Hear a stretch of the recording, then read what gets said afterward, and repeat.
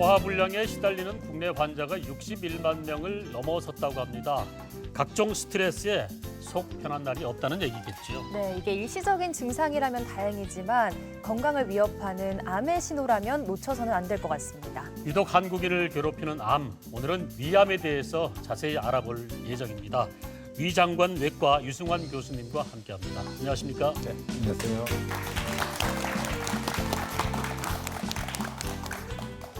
네, 올해 15년 만에 위암 치료 가이드라인이 새로 나왔다고 합니다. 이게 한국 실정에 맞췄다고 하는데요. 어떤 부분들이 달라졌나요? 네, 위암 치료에 있어서 우리나라는 세계를 선도하는 대표적인 국가입니다.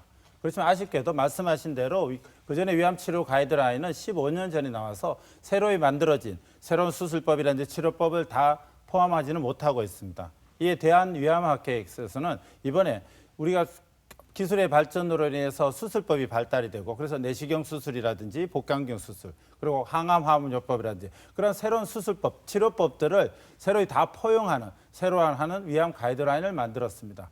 표준화된 치료, 위암의 표준화된 치료법을 이제 새로 표명한 것이나 마찬가지입니다. 이름으로써 한마디로 이제 우리나라는 세계를 대표하는 위암의 치료에 있어서 세계를 대표하는 대표국가라고 할 수 있을 것입니다. 네. 잘 발효된 된장은 철분, 인, 칼슘, 비타민까지 풍부해서 암 예방식품으로 알려져 있지 않습니까? 네. 그런데 그 속의 염분 때문에 과다 섭취하게 된다면 오히려 암을 불러올 수 있다는군요. 네, 그래서 된장 섭취를 하루 81g, 그러니까 약 4큰술 이하로 권장을 하고 있는데요. 이처럼 우리가 알고 있는 지식에는 양면의 날이 있습니다. 누구나 알고 있는 위암 상식, 다시 한번 뒤집어 봐야겠습니다.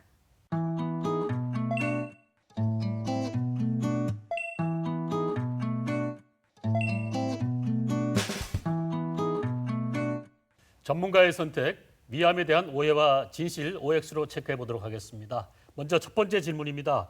위장약과 소화제를 수시로 복용하면 위가 약해져서 위암에 걸릴 수가 있다. 그럴 수 있을 것 같은데 어떻습니까? 예, 정답은 X입니다. 네. 예, 위장약과 소화제 복용을 많이 하신다고 해서 위암이 발생한다는 것 그런 것은 큰 연관이 없습니다. 그렇군요. 네. 자, 두 번째 질문 드릴게요. 습관적으로 끼니를 놓쳐서 자주 굶으면 위암에 걸릴 수 있다. 이건 어떤가요? 네, 이것도 마찬가지로 X입니다. 네. 물론 장애, 건강을 위해서는 음식물을 규칙적으로 섭취하는 것은 상당히 중요합니다.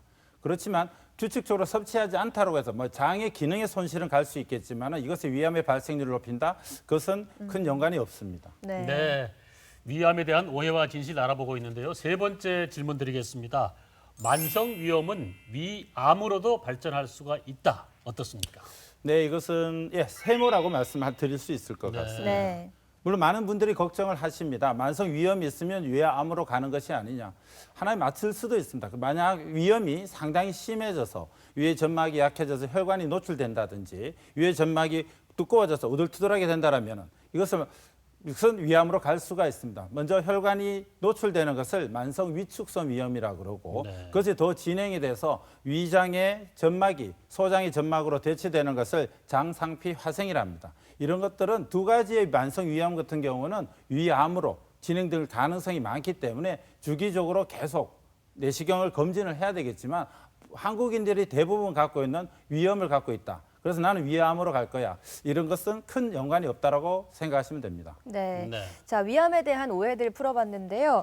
암이 생긴지도 모르고 그저 소화가 잘 안 된다는 생각에 소화제만 복용을 하다가 네. 조기 검진을 놓치는 경우가 꽤 많다고 합니다. 설마 내가 암에 걸렸겠냐 이런 생각 때문일 텐데요. 기대 수명이 늘어나면서 이제는 그 누구도 암에서 자유로울 수 없을 것 같습니다. 교수님은 어떻게 보시는지요? 예, 먼저 환자분들이 외래에 오시게 되면은 상당히 힘들어하십니다. 걱정을 하시죠. 상당히 어둡고 어제 잠 잘 주무셨어요? 그러면 잠이 잘 오겠습니까? 죠? 네. 환자분의 잠도 못 주무시고 눈물도 흘리시고 밤하늘에 별도 보시고 왜냐하면 상당히 걱정하십니다. 암에 걸리게 됐다면 일단 자기가 암에 걸린 것을 믿을 수 없습니다. 믿을 수 없고 오진일 것이고 그리고 왜 다른 사람들은 괜찮은데 자기만이 암에 걸렸냐 거기에 대해서 상당히 두려워하십니다. 더 나아가서는 환자는 암은 죽을 병이라는 것에 두려움 생각 속에서 혼자 외롭고 그리고 홀로 남아있는 가족들에 대한 걱정들이 상당히 많은 것이 사실입니다. 네. 하지만 암의 발생 확률은 우리나라에서도 상당히 높게 나타나고 있습니다. 남자분들은 5명 중에 2명이 무슨 암이든지 걸리게 됩니다. 네. 여자분들 같은 경우는 3명 중에 1명. 그렇기 때문에 우리 주위에는 암 환자들이 이제 그렇게 많은 겁니다. 암과 같이 사신다고 생각하셔도 되고요. 네. 한마디로 말씀드려서 암은 한국인의 대중병이다. 왜? 이제는 암이 많은 것은 과거보다 노인 인구가 많아진 거예요.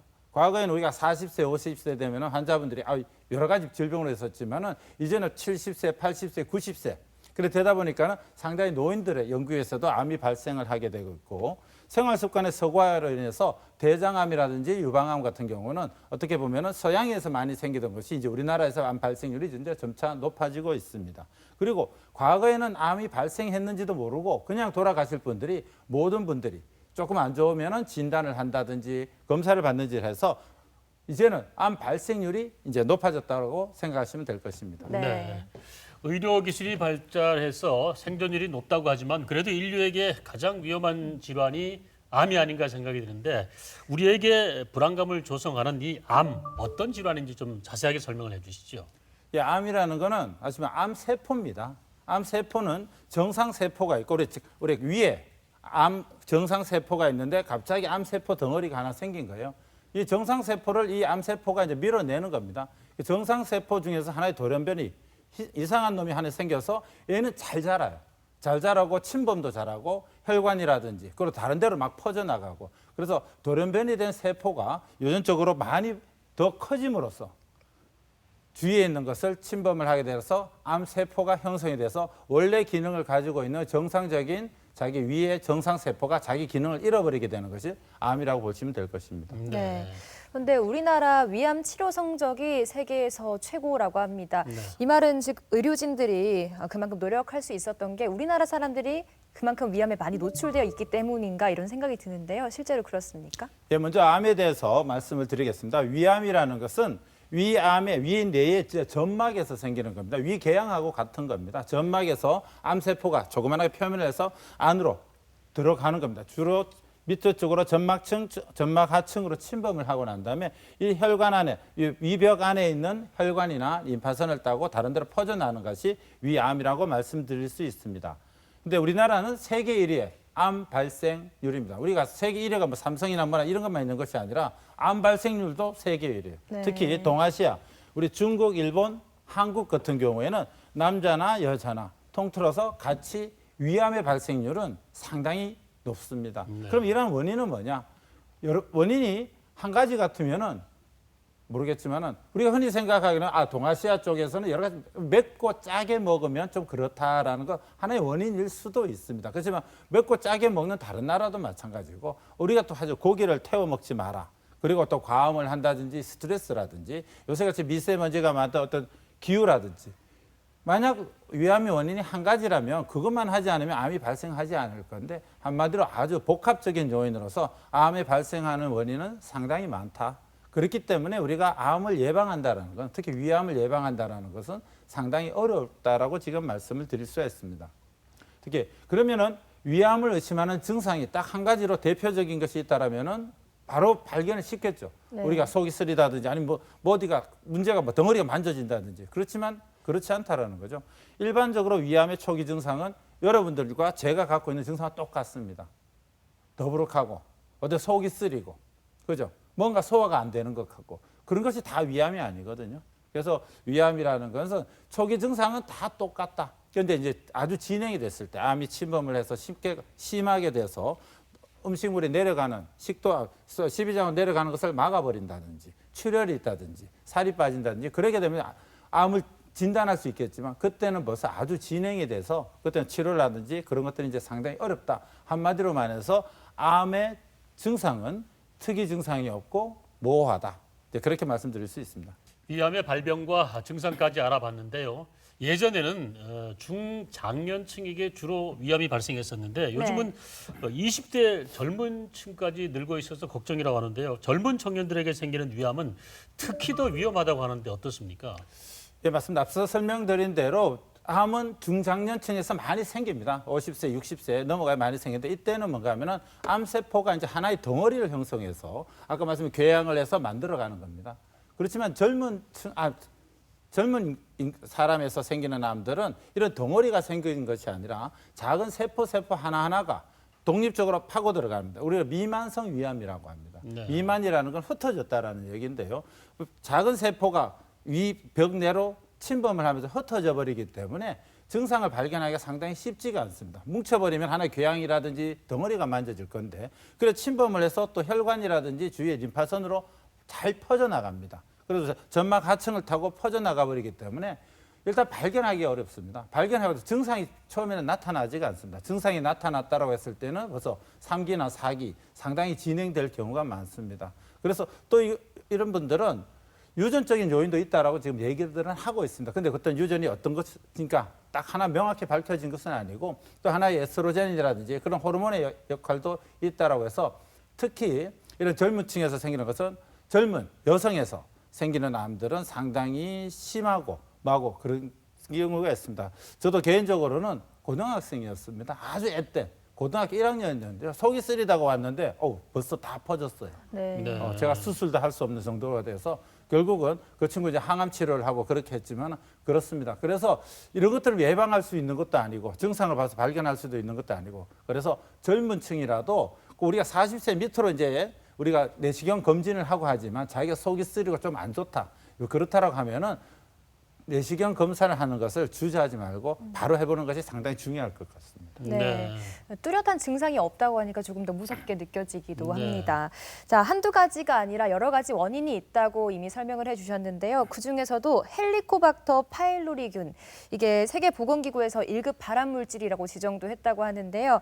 이 헬리코박터 파일로리균이 위암의 원인도 되지만 또 재발하는 데도 영향을 끼친다 이렇게 들었거든요. 네. 특히 우리나라 분들은 이제 헬리코박터 파이로네 모두가 다 아시죠, 그죠? 이거는 위장 내에 기생하는 세균입니다.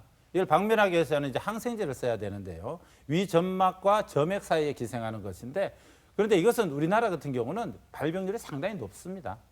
어린애들 같은 경우는 한 20%. 그렇지만 우리나라의 문화가 음식을 같이 먹던 문화다 보니까 이 균들을 이제 같이 공유하게 되는 거죠. 그래서 노년층으로 갔을 때 벌써 한 90% 정도가 헬리코박터 파이로리 균을 다 가지고 있다. 그러면 이 모든 분들이 다 위암이나 그런 쪽으로 가기 때문에 이 항생제를 써서 이것을 박멸해야 되느냐? 그렇지는 않습니다. 네. 이것이 과거에는 위암의 아주 척급 인자라고 했지만 이제 그렇지가 않다. 그래서 이제 몇몇 만약 이 사람이 위궤양을 갖고 있다든지 그리고 이 사람이 조기위암으로서 수술하고 난 다음에 그다음 재발을 방지하기 위해서는지 그럼 몇몇에 있어서는 우리가 헬리코박터 파이로리를 검진을 하고 그리고 그에 따라서 치료를 하는 것이 중요하지 본인이 헬리코박터 파이로를 가지고 있으니까 나는 무조건 약을 써야 돼. 그것은 아니다. 그렇게 말씀드릴 수 있습니다. 네. 네. 위암은 생기기 시작해서 눈에 보이기까지가 2년에서 2년 6개월 정도 걸린다 그래요. 네. 근데 암이 몸에서 자라고 있지만은 증상으로 알 수가 없는데 이게 진단을 위해서는 위 내시경 검사를 받는 게 가장 좋겠죠. 어떻습니까? 예, 그러면 위암을 진단하는 것이 뭐가 가장 좋을까? 예, 맞습니다. 우리 흔히 생각한 것이 환자분이 와서 제일 비싼 걸로 해주세요라고 합니다. 예, 비싼 게 좋은 거니까. 뭐가 제일 패치 이제 제일 비쌉니다. 네. 한 100만 원 정도 하거든요. 그럼 이걸 해가지고는 그럼 암을 100% 다 진단하고 모든 암을 다 진단할 수 있으면 얼마나 좋겠습니까? 그래서 암이 진단하는 방법들은 이제 상당히 많다. 그래서 비싼 게 좋은 게 아니다. 그래서 우리가 가장 좋은 것은 위 내시경 건강 검진입니다. 네.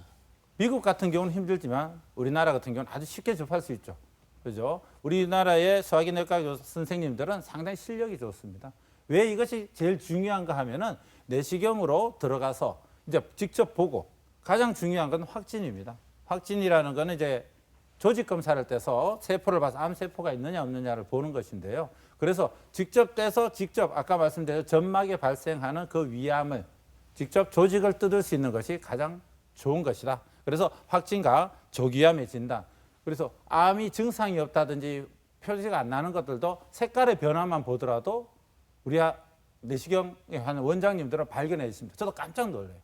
이걸 암이라고 가지고 오시는데 그냥 지나갈 수 있는 것도 아주 놀라운 실력으로 보시거든요. 그래서 가장 좋은 것은 위 내시경 건강검진이다. 제가 이것을 왜 냈는가 하면 이런 분들이 있습니다. 저희들 교수님들도 그래요. 내시경 검진이 가장 좋다. 그럼 검진하면 제일 좋을 건데 왜 안 하세요? 라고 하면 무섭대요. 암이 있을까 봐. 네. 야, 내시경 그냥 있으면 나 증상이 없는데 내시경 검사를 해가지고 괜히 암을 발견하면은 어떻게 해요? 라고 합니다. 그렇지만 말씀드린 대로 암이라는 것은 그렇게 점점 진행이 되는 거 무서운 거고 빨리 발견하면 문제가 없는 거거든요. 오케이. 그러면은 이제 사람들이 얘기를 하죠. 아, 이제 내시경 검사를 하겠다. 그때부터 결심이 선 거예요. 그러면 이제 검사를 받으러 간다라면 어떤 분들은 막 3개월에 한 번씩, 6개월에 한 번씩. 그래서 열심히 갑니다. 열심히 가시고 난 다음에 아이고 이제 없어. 그래 지쳤어. 그래 항상 5, 6년 지나서 3, 4년 지나고 난 다음에는 진행성 위암으로 발견이 되는 겁니다. 그래서 내시경 검사를 하는 것도 중요하지만 또 하나 더 중요한 것은 뭔가 하면은 정기적으로 내시경 검사를 하는 것이 상당히 중요하다. 그래서 저는 이제 환자분이나 가족분들한테 이제 권해드립니다. 어떤 기념일을 하나 정해라. 본인이 결혼 기념일을 해서 부부가 같이 가겠다. 아니면 자기 생일 때 하겠다. 아니면 난 10월 달에 하겠다. 그래서 자기가 그때 정해진 그 달에 검진을 한다라면은 본인도 그죠?